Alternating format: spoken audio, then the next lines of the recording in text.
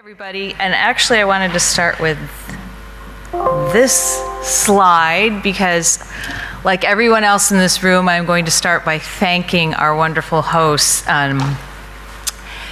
Peter and Tigran. Thank you so much for organizing this. This is a real treat to just be in this room and swap ideas about public space. I am going to be focusing on oh boy. So a couple of years ago, a New Yorker staff writer, Adam Gopnik, proclaimed that Jane Jacobs was all wrong about street life, that that was just a fantasy, and that what was sustaining Jane Jacobs' street ballet in Greenwich Village was not a mysterious equilibrium of types, or magic folk dancing, but it was simply market forces. And actually that got me thinking about that assertion, and I think this market-led decline of that traditional Main Street, of course, has a lot of truth in it. But the article was dissatisfying because it failed to consider the impact of that sufficiently. And I got to thinking, are we really going to just roll over and let market forces destroy the public space that is by far the largest public space that we have in our cities, in American cities for sure? If cities are their streets and streets are their uses, what do the profound changes in urban retail mean for the future of our cities? That's basically the question I started to really think about. And I started with these three research questions. There we go. I set out to answer a few basic questions about main streets in a very quantitative way, and I'm going to be giving you a lot of Chicago as my place of empirical insight. And the first question is, does Main Street, as it might be defined, and there's a lot of different ways to define a Main Street, but does that actually exist? And so, sorry, my screen here and here don't match for some reason, but I wanted to really think about Main Street as this normative ideal. And if we have Main Street as this aspiration of something we're going for, what would that really, how would we really define it? And the definition that I settled on, working together with my postdoc, Hae-Sun Jeong, was really composed of three different things. And when I talk about these different definitions of things, keep in mind I am looking for definitions that can be operationalized quantitatively, because this is a very quantitative kind of look. And so we decided that we would have these three kind of ideals. First of all, services. Main Street is composed of services. Main Street has long been valued as something that is providing servicing. Largely that is based on retail. And in optimal terms, the Main Street ideal would be focused on servicing local residents, meaning that businesses would be neighborhood-based and responsive to what is needed locally. But this is beyond convenience, and this is where Jane Jacobs really comes into play, because this servicing is meant to foster economic independence, social interaction, and neighborhood stability. This concept of opportunity, we use this to kind of mean something that is a platform not only for servicing local residents, but for operationalizing entrepreneurial opportunity, a source of jobs. And if businesses are small and local and independently run, that again is a sense of economic interdependence. And let's see if I can, there we go. And then, let's see. Sorry, I'm a Mac person. Let's see. And we have different ways of operationalizing this opportunity, as I'll very briefly mention, but one of the variables that we use, or two of the variables, are mixed use and mixed building age, and we weave this into this notion of providing opportunity. And then finally, quality as a dimension of this aspirational Main Street, quality of the streetscape as a pedestrian experience, as a place where, we're able to have things like, sense of enclosure and frontage quality and pedestrian oriented kinds of buildings. So with those three variables in mind, we set about to look at the city of Chicago and operationalize this definition and understand, do we even have main streets? Where are these? And we also looked at, so this is a graphic that my colleague Hae-Sun Jeong put together, just kind of demonstrating these three qualities, and we looked at them in combination. We looked at where you might have services and opportunity, but without quality, and where you might have quality and opportunity but without servicing, et cetera. And so the method was basically to take these three dimensions and get these variables. We used 8 different variables so that we could look at this quantitatively. And just real quickly, services, we got all the data from the City of Chicago business license data, and we looked at the best, we did the best we could with various data sources. We had 311 calls in there somewhere. And so basically we're looking at the whole city of Chicago, all 46,000 blocks of the city of Chicago. We have all these variables, we input everything, and we started to look at patterns of where things are. Services fell into 2 categories of essential things and just basic amenities.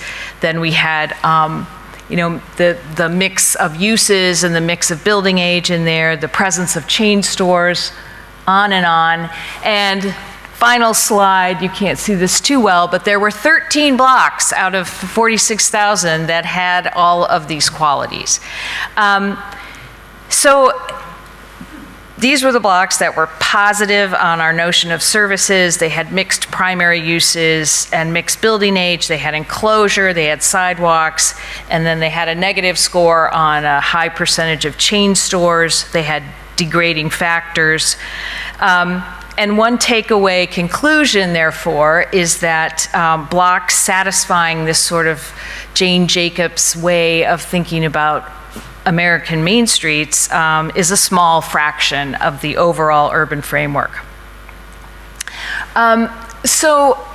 This is only one alternative accounting method. There are many different ways we might make these measurements and relax things and, come up with a larger set of these normative Main Street principles. But I think the upshot here is not so much that we're lacking main streets as I think I'm making a call for understanding what and where this idea of Main Street is as a first step. Where is it succeeding? Where is it usually failing? And really have a good grasp of that. And I think that is not something that is normally done by any means.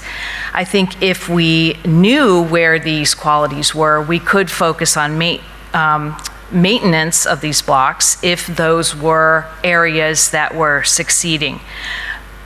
A second question is, which might have preceded the first question, but these things are sort of simultaneous. Why is a main street so valued? And I talked a little bit about the servicing and the opportunity and the quality aspects, but digging a little deeper on that, what are the sort of dividends? And we tested 3 assumptions about this prioritizing of Main Street retail. Essentially, it's considered something good because it is a social and economic connector, this Main Street retail area. And this connectedness is a matter of various things: local ownership, the meeting of daily life needs, mix of uses. And these Main Street qualities, we argue, in turn often offer urban dividends, we're calling them. And those dividends are compactness or density, greater social diversity, and a certain measure of stability. That is the theoretical position that we set out to test. Are these, if Main Street is so good for these things, is that really true? Is there any data to support that? So put another way, does Main Street correlate with what cities are often striving to achieve, urban planners that is, and that is neighborhoods that are dense, diverse, and stable. And so we looked at 7,000 blocks in Chicago this time because we weeded out all the blocks that were strictly residential.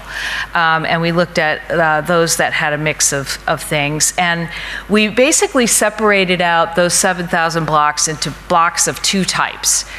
Retail blocks, Main Street blocks we called them, and chain store blocks. So we're really honing in on that differentiation between the blocks that didn't have this local, social, and economic interconnectedness thing going on. And these are the criteria we used. This is the way these two types of blocks might look. Our independent variables were along these three dimensions of density, diversity, and stability. And we had, we compared that with our, those are our independent explanatory variables. We did an ANOVA regression. One-way ANOVA to test whether the means of these two groups were different. The means of the chain store blocks and the means of the retail blocks, are those significantly different? And basically what we found is that there was a lot of empirical support for the values that are attributed to Main Street retail, so when compared to the chain store blocks. And if you want to know more about this, I will point you to this article that was just published in Cities, which goes through all the excruciating details, and the referees were very hard on us. So I hope that you're okay with it, because we worked hard. So finally, a research question.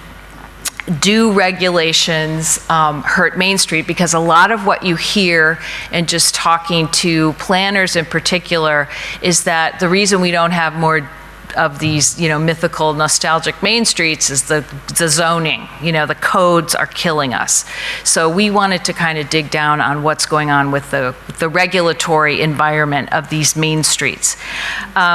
And so what we did is we looked at the zoning in Chicago and everywhere in the US is a total mess. If you, I don't know what it's like in Iceland, but it's just a disaster, very incoherent. And so we looked at where our Main Street blocks were in relation to zoning.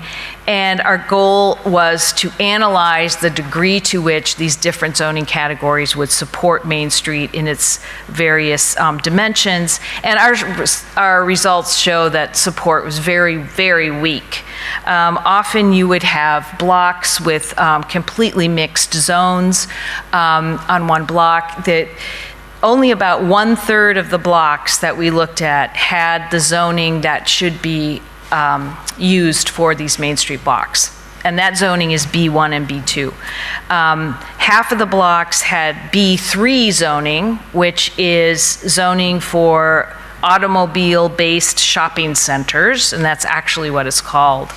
The second most common zoning was residential for these Main Street blocks. So nobody really taking care of these Main Street blocks from a regulatory point of view. The obvious conclusion is that there's been little effort to ensure that walkable, pedestrian-oriented, locally oriented, and locally owned Main Streets are supported by zoning that encourages and promotes their long-term existence. So just our last thing, next steps, final 2 slides here. The next thing I'm doing, because you might be thinking to yourself, why isn't she talking to the retailers? And I totally agree. And I've been working for almost a year now on surveying local independent mom and pop stores in Chicago. And what I have learned about that is that retailers live in, small retailers in Chicago on these Main Street blocks live in constant fear.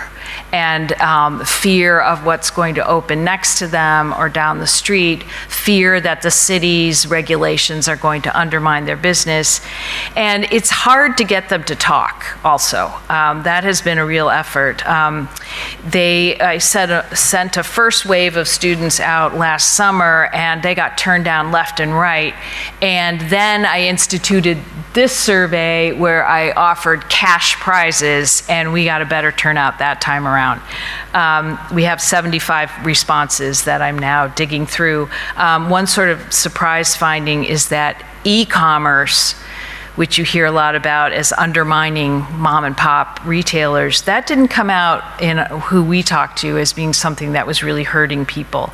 But the other thing that I thought was interesting was that many of the retailers were very isolated. And in terms of not really connecting to the neighborhood associations, not connecting to local chambers of commerce or anything like that. They were just sort of on their own, and that's something that could certainly be addressed. And here's a map of the 75 retailers that we talked to.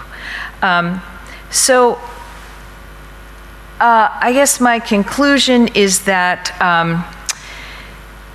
I think we should be making the preservation of these main streets however we want to define them. And there needs to be maybe a process for understanding what Main Street does for a neighborhood, for a community, and why we value it and what parts of it we value. I think that should be a more explicit policy. I think there's a lot we could be doing, understanding where Main Streets are, first how to define them, where they are, doing something about that regulatory environment, supporting Main Streets through different policies. And I think they should be seen as an essential part of the city's social infrastructure. Thank you.